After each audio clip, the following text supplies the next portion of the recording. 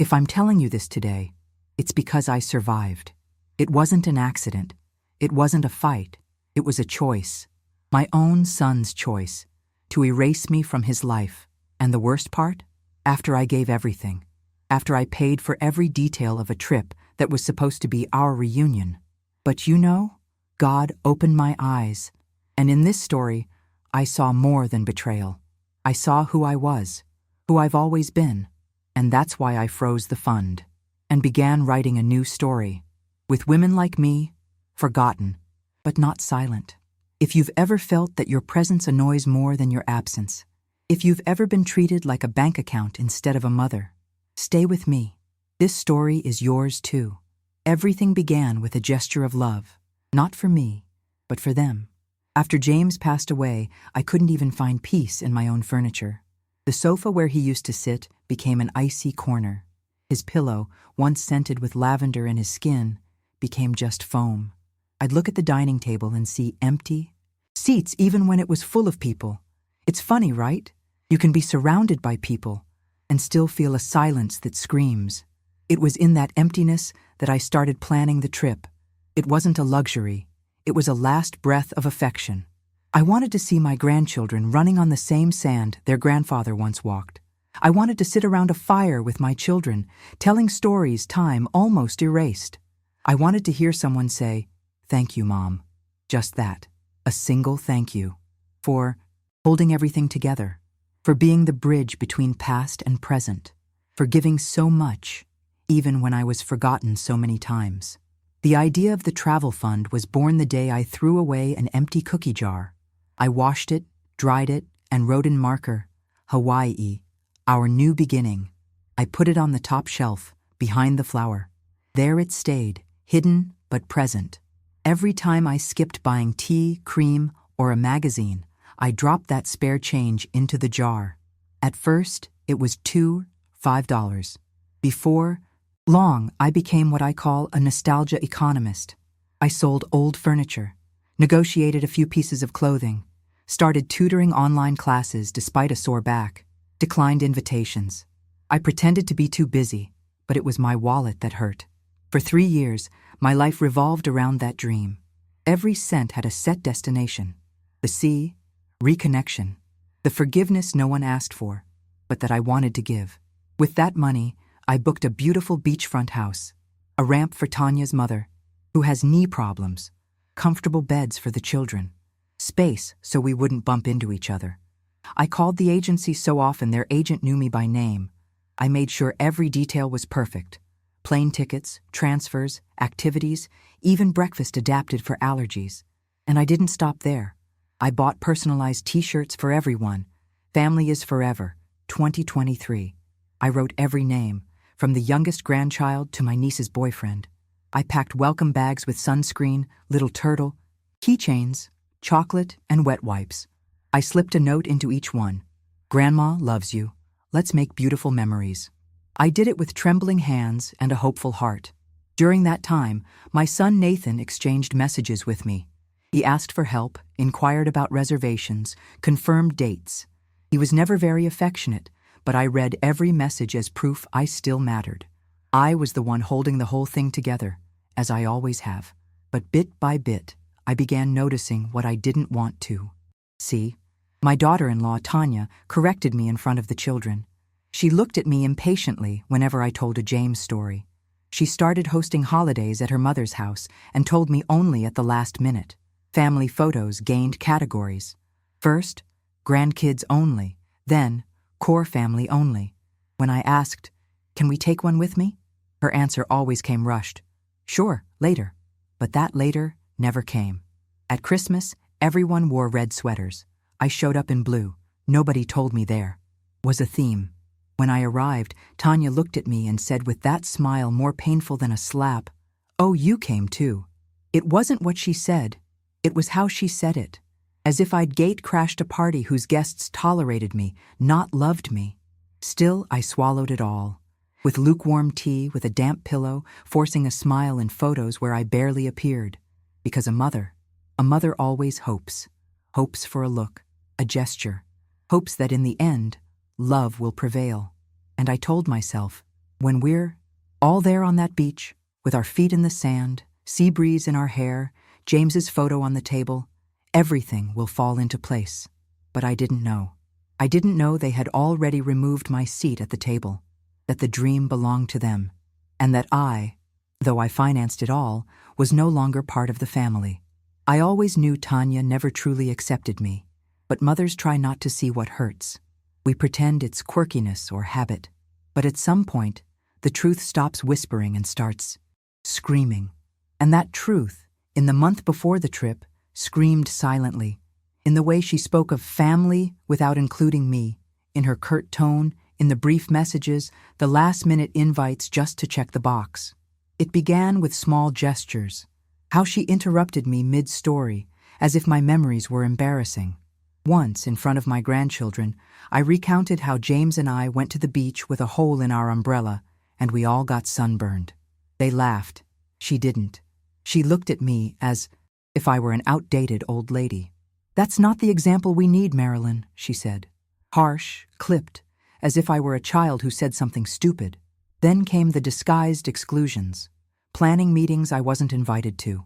Message groups I didn't belong to. I learned of outings and decisions through the sidelines, and when I asked, there was that dismissive reply, "Oh, we thought you were busy. There's so much going on." The worst was Nathan, my boy, the one who once wrote Mother's Day cards, calling me a hero, who brought me pink tulips every March, who said I was his best friend. Now, he just watched, saw everything and did nothing. When Tanya shut me out, he looked away. When I was left out of decisions, he stayed silent. That hurt more than any direct insult, because a son's silence is the cruelest absence of all. I tried to reason with myself. He's torn. He wants peace. He loves his wife and is trying to balance. But the truth is, he tried nothing. He let it happen. He let me be pushed aside. He let the love we built become a mere detail. He let me be forgotten, as if I were an old coat at the back of the closet. With each passing day, I felt less invited and more tolerated. Everything was ready. Tickets bought, tours booked, t-shirts delivered, but not a single word of gratitude. No one said, "Mom, thank you for this." It was as if I were merely a service provider, the silent backer of a project that no longer had room for me. Reality hit me when I saw Tanya's Instagram post, a collage of the trip with the caption, "Counting down the days to be with those who truly matter. Those who truly matter." That stabbed me. I stared at the screen and thought, what about me? Who matters to me if I'm not even remembered by the ones I loved most? Even so, I stayed silent. Because a mother believes. Because a mother, when she loves, persists. I still thought that at boarding time, everything would be made right. They'd hug me at the airport. They'd say, "Mom, how could we have done this without you?" But I didn't realize they had already decided to go on without me. It was 2 days before the trip that everything collapsed. I was in the kitchen, finishing the last favors. My reading glasses perched on my nose, glue on my fingers, heart racing with happy anticipation.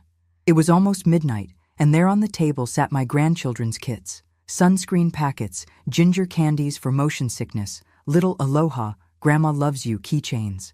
Each bag was labeled in my hand. I pictured their faces lighting up, asking if Grandpa loved the beach too, and I would say, "He adored it, sweetheart, especially because I was with him." That's when my phone buzzed. I picked it up. A message from Nathan. "You're not coming with us. Tanya prefers to keep it just her family. You've done your part by paying." I read it once, then again. The screen glowed in the dark kitchen. My heart stopped for a few seconds, as if trying to process whether it was real. It was. The message was real, cold, swift, cruel. No call, no, "Mom, we need to talk." Not even an "I'm sorry." Just a notice, a sentence, a definitive exclusion. Immediately, I received a second message. "Don't take it personally, Mom. It's just simpler this way." Simpler. Excluding me was simpler. Erasing my presence, my effort, my love was convenient. I set the phone face down on the table. I didn't cry, didn't shout. I just sat there, surrounded by the smell of ribbon, the soft kitchen light, and the ticking clock marking midnight like the end of a chapter. In that moment, I felt no anger, at least not yet. I felt shame. Shame for having dared to dream. Shame for believing that if I gave everything, I would be remembered. I was just a resource. A bank account with Mom on it.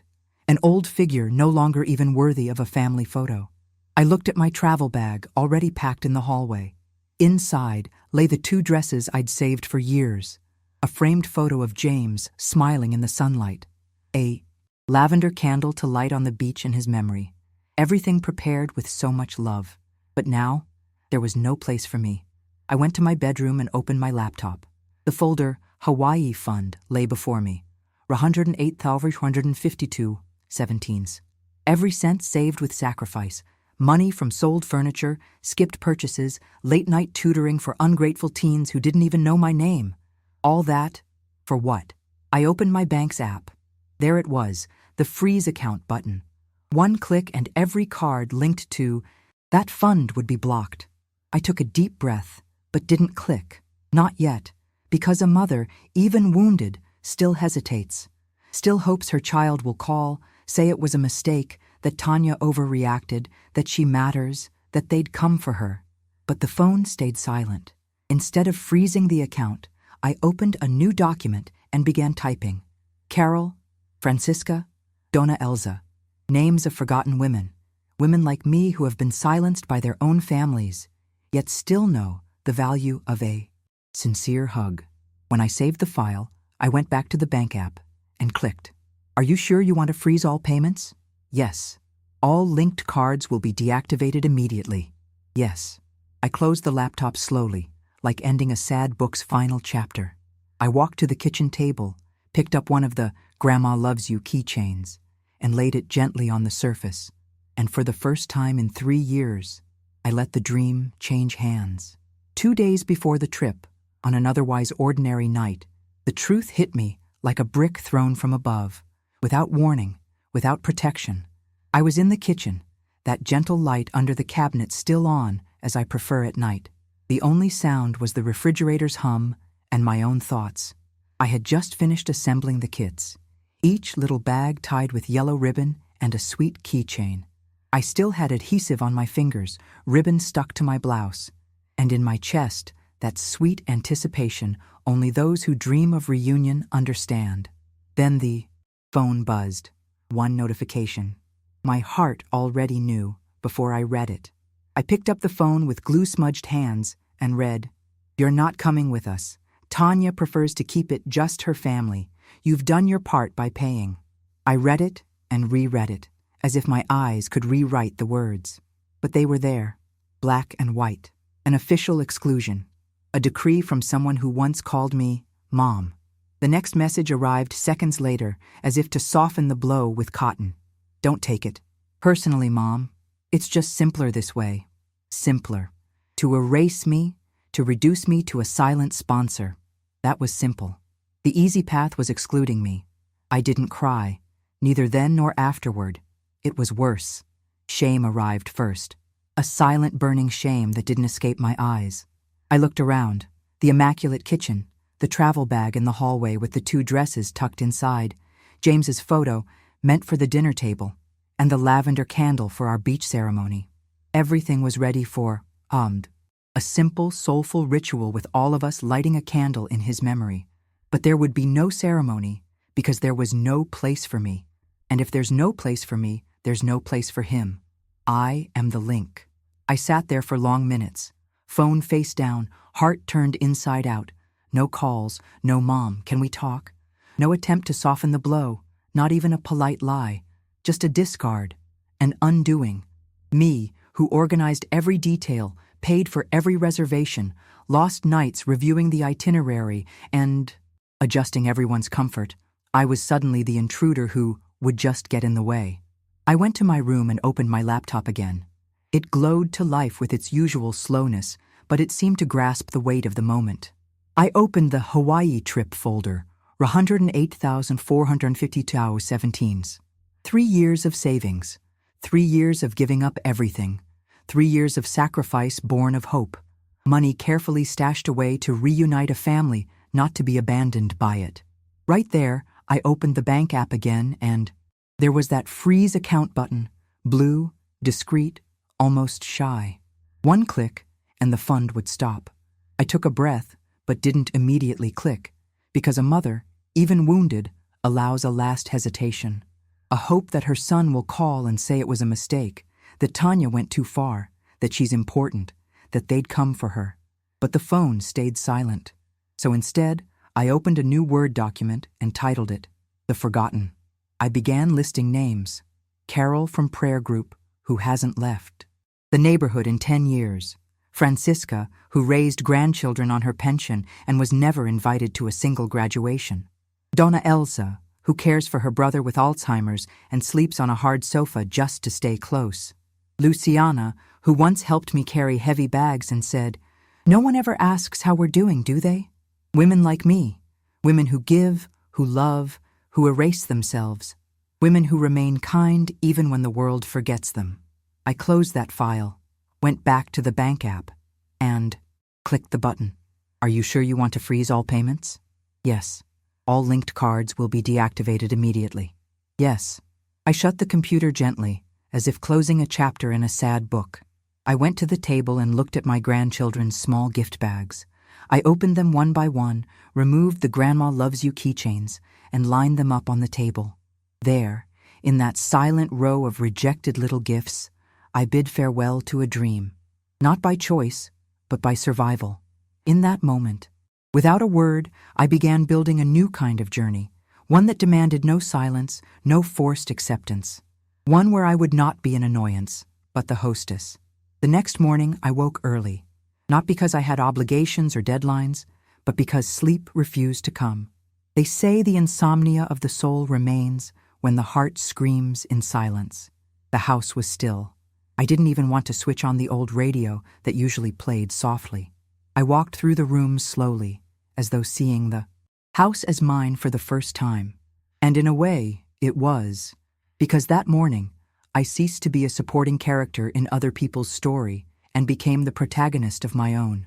I made coffee at my own pace, sat in James's armchair, the one he called the lookout, facing the window to the backyard. The fountain he built with his own hands was still there, water still, yet beautiful. The breeze rustled the lemon tree leaves, and for the first time in years I didn't feel tears welling. I felt a kind of good emptiness, the kind that appears when you finally release something you should never have carried. I turned on the laptop. It flickered to life, slow as ever. I opened my bank account. 452 Urind. There it was, frozen. My money, my story, my 3 years of cold nights without heat, of simplified dinners, of I can't go today because every cent had a purpose. But now, the purpose had changed. That fund was no longer a symbol of rejection. It was the key to a new beginning. What to do with it? One part of me wanted to delete every name, sever ties, erase photos.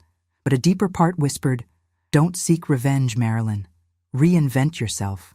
So I opened another new file on the computer. At the top I wrote, "Women who deserve to be remembered." And I listed Carol, from prayer group, who lost her husband yet still bakes cakes for neighbors. Francisca, who raised grandchildren on her pension and never got invited to a graduation. Donna Elsa, who cares for her brother with Alzheimer's, sleeping on a hard cot just to be near him. Luciana, who once helped me carry heavy grocery bags and said, "No one ever asks how we're doing, do they?" And there, alone in that kitchen, with the smell of coffee and memory, I cried. But it was a different kind of cry, a cry of liberation, as though by writing each name I was rescuing pieces of myself. Those women were parts of me scattered across the world, all of us, part of the same untold story. I picked up the phone and called a travel agency. When the agent asked, "Destination?" I answered without hesitation, "Hawaii." Then she asked, "Purpose of the trip?" I took a deep breath. "Recognition." She paused for a moment, perhaps not understanding. But I did. It wasn't tourism anymore. It was emotional justice. It was giving back what life, and sometimes our own children, steal in silence. I booked the dates. 6 women, a beachfront house.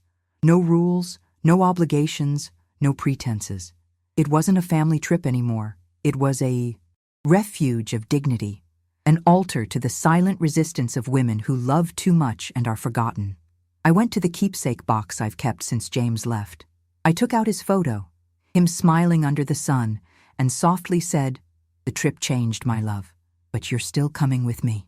I wrapped the photo in a scarf and packed it carefully in my suitcase, not to show off, but to remember that true love never abandoned me. That night, I slept deeply.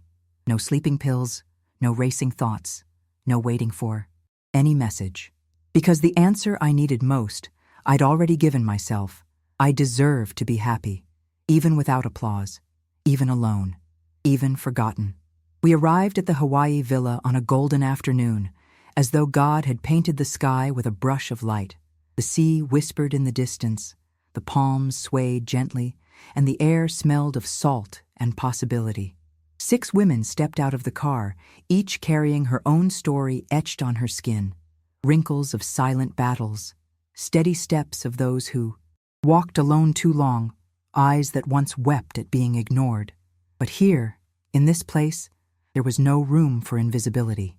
The first thing I did was retrieve James's photo from my bag and place it on the main table amid fresh flowers and lavender candles. No one questioned. No one tried to hide it. He was welcome, just like me. For the first time in many years, I wasn't a burden. I was the heart of the house. Every night was a small miracle. We laughed over crazy stories, ate without hurry, toasted to the courage of loving again after so many wounds. Francisca cried when she saw the sea for the first time. "It's bluer than I ever imagined," she said. Donna Elza wrote herself a postcard. "To remind me someone took me somewhere beautiful because they thought I deserved it." On the last dinner, gathered around the table, each of us lit a candle for every old pain that still burned in silence. Then I spoke. This candle was meant to be lit by a family that erased me, but today I light it for myself, for us, for every time we were diminished yet continued to love. The silence was full, dense, like a prayer. After dinner, we walked to the beach. The sky was spangled with stars. The tide caressed our feet, and there, in the warm sand, I spoke the words I most needed to hear in my life. I am not a mistake. I am not disposable. I am living memory, and those who erased me lost their chance to be part of it. In that moment, I freed myself, not from the pain, because some wounds never go away, but from the waiting, from the need for validation, from those who already proved they couldn't see me. Their absence ceased to be a wound and became space. Space for me, for women like me, for stories like ours.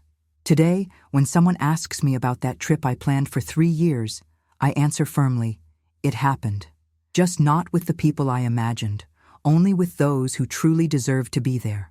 And if you, who are hearing this story, have ever felt erased, used, pushed aside, listen to what I say now with all the love no one gave you.